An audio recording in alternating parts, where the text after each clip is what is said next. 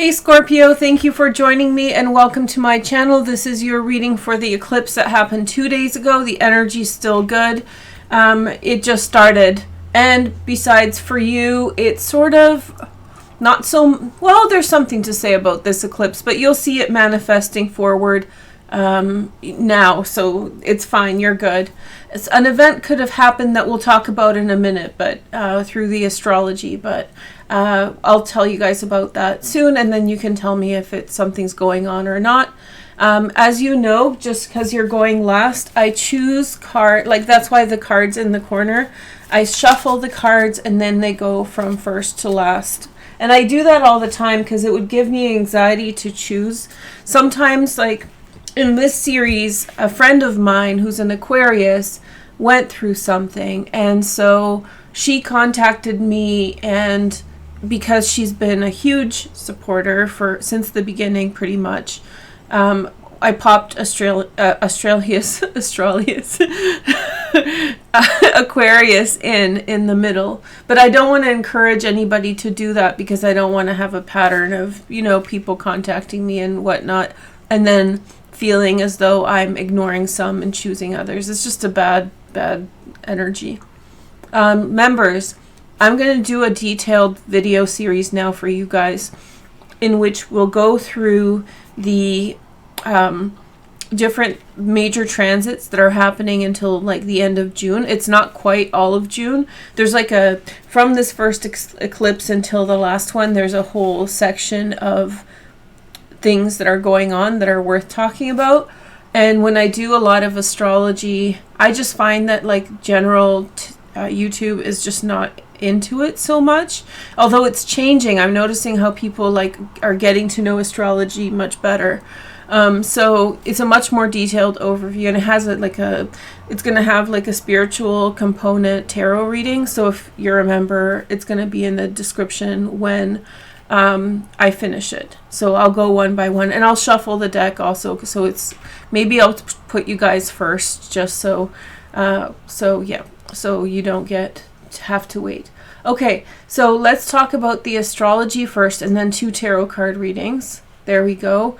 We have the full moon eclipse happening in your second house. That happened on Wednesday morning, first thing in the morning on Pacific, and then later on in the day throughout the world. So Pacific is -8 UTC or something like that. So around there. So you just adjust that from, it was 4 a.m., 4 to 4:30 a.m. Pacific Standard Time. Okay, and so that happened in your second house in Sagittarius, and that was informed by the energy of Gemini in the 8th house. And so 8th house Sun conjunct the North Node and a star called Aldebaran. I talked about that a lot on other videos. I try to talk about different aspects of this full moon in different signs. So if you're interested in the astrology, you might want to cherry pick through the different signs and watch them.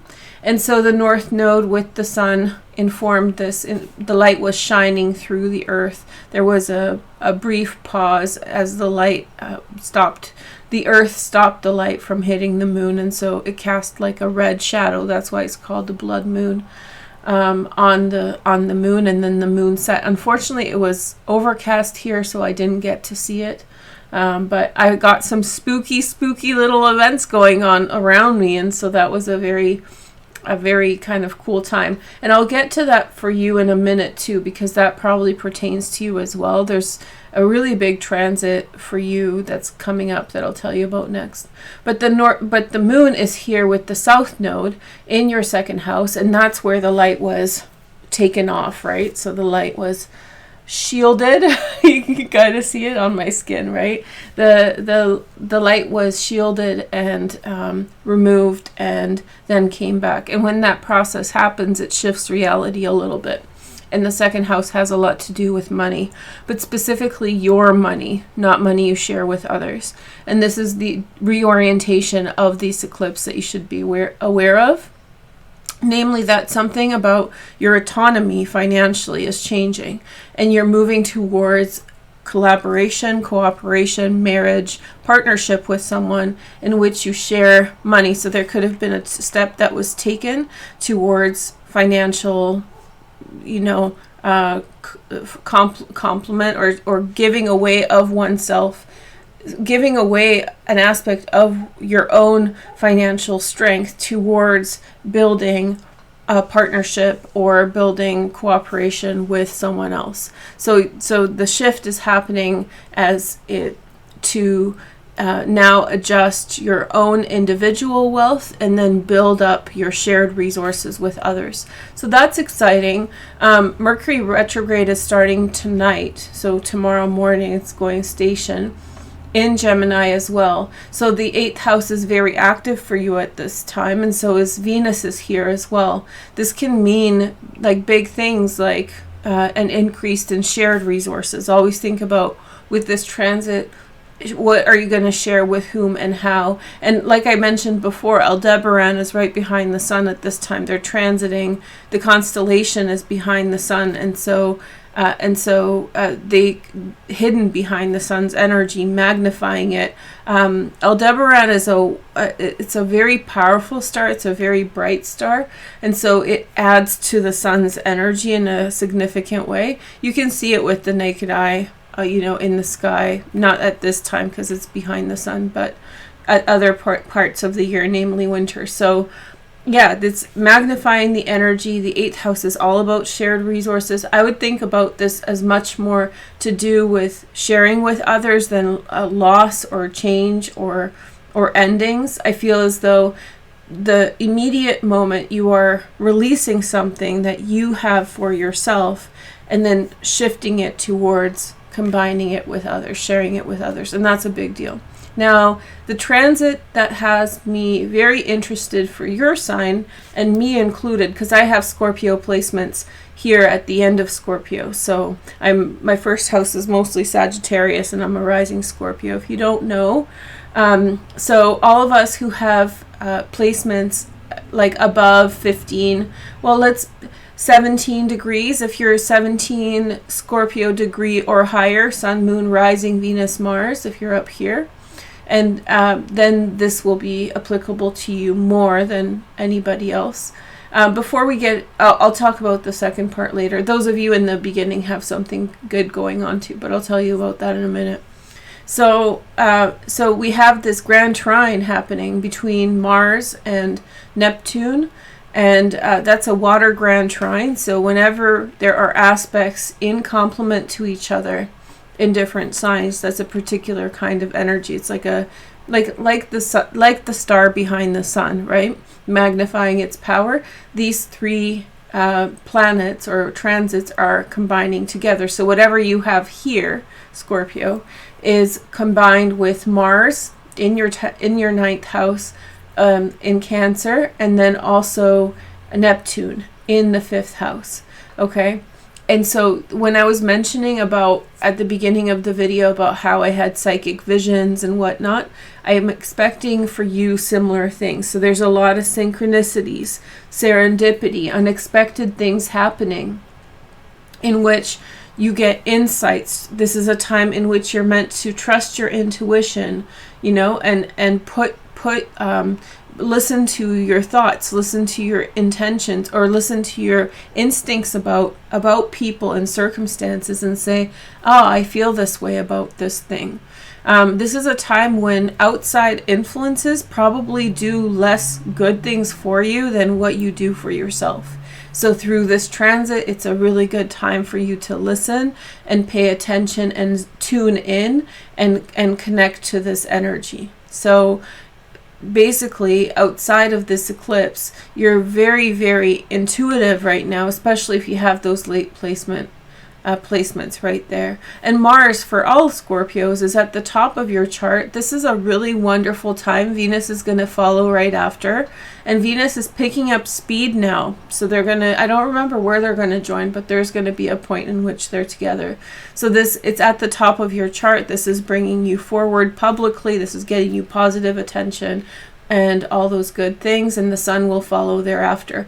Always when the sun is in the chart up here, it's very nice. So Cancer and Leo season is always nice for Scorpio, and right through Virgo season it's nice. Libra gets kind of quiet, right, and then gets wonderful again for your birthdays. But this is like the high point of the year for you, so get ready for that. It's just starting now through Gemini season, and it will get better and better, and then Mercury will enter at the end of June, well, in July, and everything after. Okay, so on the up and up, Mars has got you a lot of energy. Venus is going to enter, and when Venus enters these public houses up here, you're going to be received well by others. So if you're making plans for connecting with people or seeing people, job interviews, whatever, you know, this is an amazing time to achieve what you want when Venus is in Cancer and Leo. Remember that. That's a tip for the rest of your life. So, oops, I turned off the wrong light. Okay, so more of that soon. So let's take a look at your cards, and then we'll do a reading, and yeah, we'll see, and then I'll do another reading. Okay, so this is general energy. I love these cards. These are the Dreams of Gaia Tarot. It's not a tarot deck, I don't think. She calls it a tarot deck, but I think it's way more complex and rich with that. It's a derivation with its own system, in my opinion. And here's an example of why this isn't the Justice card. This is like a healer. I forget the name of the card, but it represents a person who has traveled a lot and who has kind of a Chiron energy, has gone through things and knows exactly, like a healed Chiron, knows exactly what's going on. And then we have the Two of Fire. Again, not really Two of Wands. There's two different. This reminds me of the Never-Ending Story. Every single time I see this card, I say that, so I'm sorry if you've heard this before. In the Never-Ending Story, there's these two massive, what are they? They're not dragons. They're like phoenixes. They are like some kind of a creature. It's not a phoenix. There's a specific name for it, and it eludes me. If somebody knows, then let us know in the comments. And they kill the hero that's trying to cross, right? But they're kind of like staring down, and these two figures remind me of these two. It's an oracle that they have to cross in the story in order to like get through it, but you have to have like a pure heart and be honest or something, and it kills every single hero. Highly recommend. And then we have the Child next, which is a part of the difference in these cards, because the first few cards denote stages of life rather than like Emperor, Empress, although they're sort of reflected there. Like I said, it's different. Anyway, and then we have the 11, the Page of Cups. And I feel as though for many of you, new love is coming, like something new and fresh. And this is my favorite card in this deck. It's the Four of Air, which is not like the Four of Swords at all, right? We have this super, like, he looks like industrial techno, or like minimal techno kind of dude, and like into Bitcoin and crypto, and probably like programs for AI or something. This could be literally like AI, like the face of AI. So here, that's a little tangent, but yeah, so the overall energy for this time, and really take it, when people ask how long is this last for, it started on Wednesday. And, you know, YouTube and all social media, because of the algorithms and like timelines, people give it like 30 days or whatnot. But these energies are much more fluid than a specific time frame. So sometimes it could be right away, a message for right away. Sometimes it could be for a year. So just know that you're watching something that's still manifesting and just beginning. So the overall snapshot of this energy concerning the eclipse, I want to keep on saying retrograde because it's Mercury retrograde tomorrow.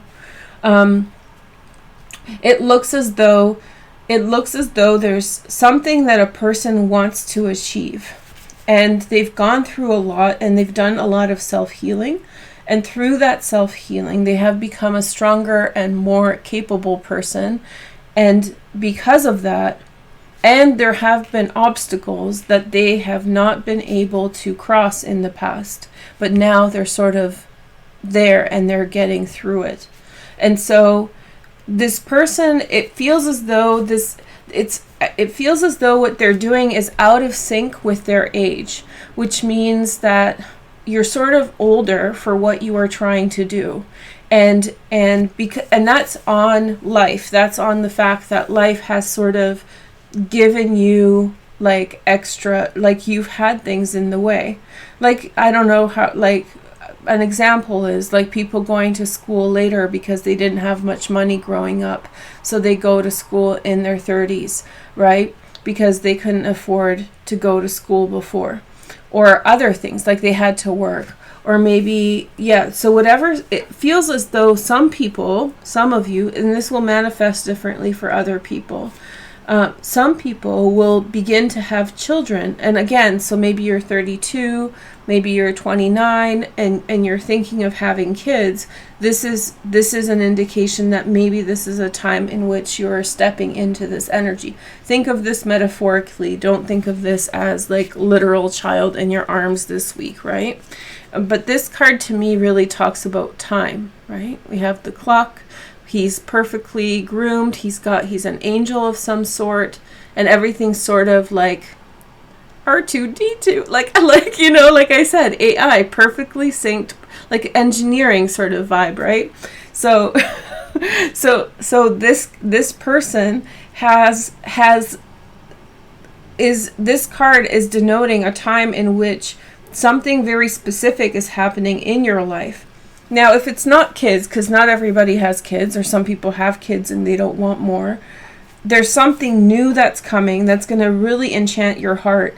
It's something that maybe on some level you've wanted for a long time. And it seems as though you have been through being criticized or being ridiculed or assessed by an outside force, that you were up against something, trying to achieve something for yourself, and there were outside factors that were beyond your control that you had to contend with, and now you have really earned your place, and now you're sort of out of pace with everything else, but pursuing something that's truly in your heart. And the time is like, it feels like, the biological clock, is ticking, or it's like, it feels like it's like an unapologetic level of this is your reality. This is where you need to go now. This is the next step, and this is where you need to go. Okay? So something really sweet in your heart is beginning, and it's been a challenge, and I feel as though this person has like earned their stripes. Like they have really put in a lot of time and effort to become who they are. And like Chiron, he's now healing others, right? Or she. And so, but it looks as though there was a lot up against you, and now you have the freedom to choose. And you're choosing something that has a lot of emotion in it, has a lot of life, a lot of good things coming your way that way. Okay, so that's pretty exciting. Let's put my boyfriend up here. Oh, this is my good card too. I love this card. This is the card of destiny. Isn't it so great? Oh my God, this deck is so awesome. All right, so let's take a look at the next cards. But you have to listen to my readings with like an open mind, right? You can't be like literal about it, because then it's going to disappoint you. Pretty much any reading you watch, you have to be very open-minded from anyone. If somebody's telling you things too specifically, especially in an online reading, I think they're kind of pulling your leg, because it's energies, frequencies, and a lot of it has to do with your intuition. So we have first card, boom, Tower, big change that just happened. Okay. And then we have, so there was a unexpected change, kind of knocked you off of your feet, and then there was a delay because of that. So, and then a reunion, okay, 3 of Cups. And then we have the 7 of Pentacles, lots of waiting and patiently waiting for things to come through, to happen in a good direction. And then a lack of It's, it looks as though there's a little bit in your life going on right now in which you're not quite sure what to do. And that's okay, because sometimes we don't know which way we're going or what the right direction is. There's a couple options ahead of you in which you need to choose what path you're meant to be on. And I think you got a little spooked by the events of the past. The events of the past really slowed you down, and I'm getting that over and over again. The events of the past created some kind of barrier in your life that has significantly slowed down how fast you can progress in the direction that you want to go. But some of the people who even are from the past, who you sort of left behind, they're coming back in with the Three of Cups. People who you never thought would be back again, like you felt like you were sort of with that you lost everything with those things in the past, like the difficult moments or whatever happened, that you had lost things, but they're really coming back in.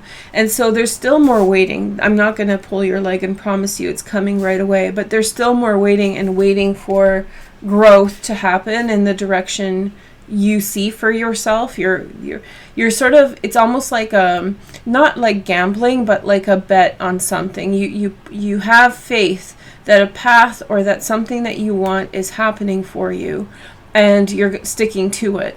And so you're waiting for that to come through in the way that you're hoping. It's a very specific goal too. It's a very specific thing. It's like investing in your education, going to school for a certain type of topic, and then pursuing that education, towards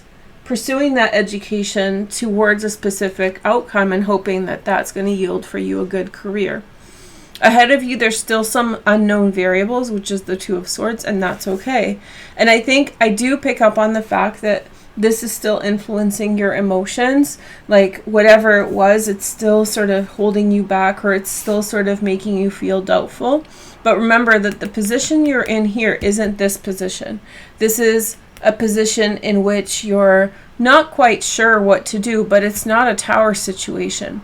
I've been through something like this early on in my life, probably in my early 20s or maybe mid 20s. I like first job kind of thing, big job. I did other jobs before, but big job. It kind of blew up in my face, and a lot of things changed really quickly at the same time. It had a lot to do with the fact that I was vulnerable because I didn't have a lot of money and I didn't have a lot of contacts. And so when one thing fell, everything sort of blew up in my face. And it was very traumatizing. I went from a very sheltered situation in school and whatnot, being promised the world. I went to Canada as one of Canada's best universities, to realizing that there's like really creepy people out there that are mean and malevolent and, will do harm to people. And no one told me this. This is a big problem with how people treat young people. They don't tell them how like cruel the world is sometimes. So I had this situation that blew up in my face, and it burst my bubble, and after that, when I would, for several years, when I would go up against the Two of Swords situation, which was something that was like not clear specifically, but it was there, I would feel like I was going through this. So, not to purge, I often throw in like little anecdotes about myself to relate and to kind of give a good example, but this really feels like the same energy that you in some way will be feeling as though you're going through this same scenario again, and whereas in fact you're going through something like with a lack of full knowledge about it, and maybe it's still up in the air, but it's not falling apart in the way that it was before, and that's a problem for many people when they go through difficult moments in life, when they face another situation that's similar or mirrors the original one in some way. It brings them back to this. And people who don't go, this is what privilege is, people who don't go through these things, they never have to work through those emotions over and over again. So know that you're doing well. If you're in this situation, you're doing great, and invest in yourself. You've chosen a path, and don't get shy of the direction you're getting. And I got a little bit flippant by taking the card and joking around about my boyfriend, but this is the card of destiny, right? So this is, and there's an eagle up top. So Scorpio is ruled by the eagle. It's the highest manifestation of your energy. So the eagle here represents your sign, and that's where you are going, and it is destined, right? You're meant to go there, and all that. So next line, let's do this. We have the King of Cups, Pisces, Cancer, or Scorpio. So I think you had something really set up in the bag, something where you felt like you were the king, where you felt like everything was set up to the way and the manner in which you had hoped. And yeah, it led to disappointment, broken feelings.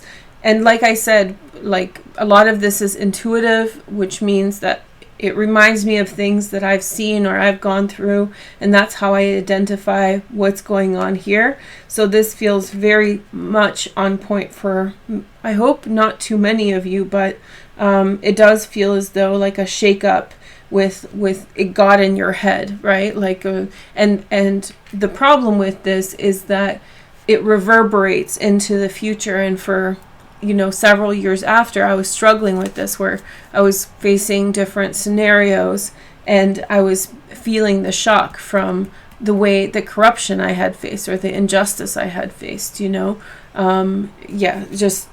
the being made aware that the world is like a crappy place sometimes, with people with bad intentions. Whatever injustice happened, whatever kind of set of circumstances brought you down here, and you might have a ton of privilege, so I'm not down on you if you do, but you were in shock, and your kingdom energy, your kinghood energy, whether you're a man or a woman, really kind of took a beating. And it's hard when you put your ego out there first, and then you're humbled. And I'm going through this on Clock App right now because I had to restart my account, and like now it's not showing my content to people like at all, and I have to be very patient.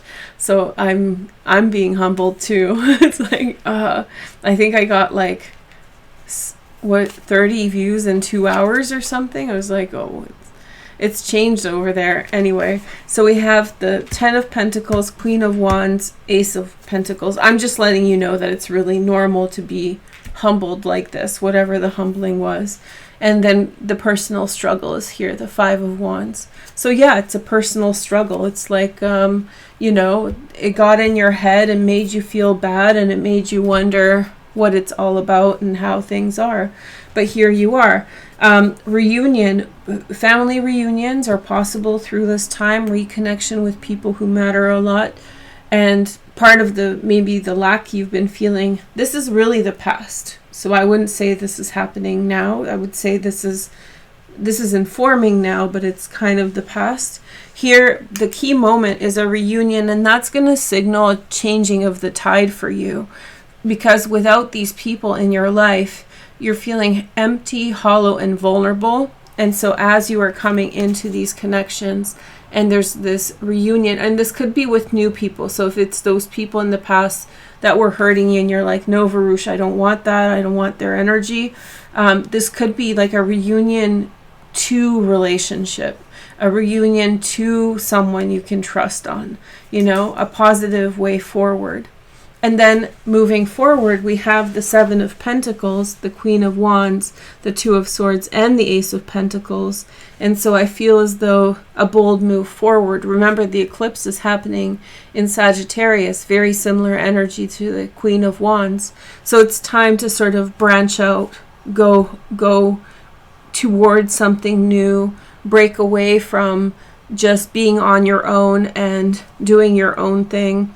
I feel as though like the way that you've progressed through things at this point is really shutting yourself out and being, I see a gray room, frankly.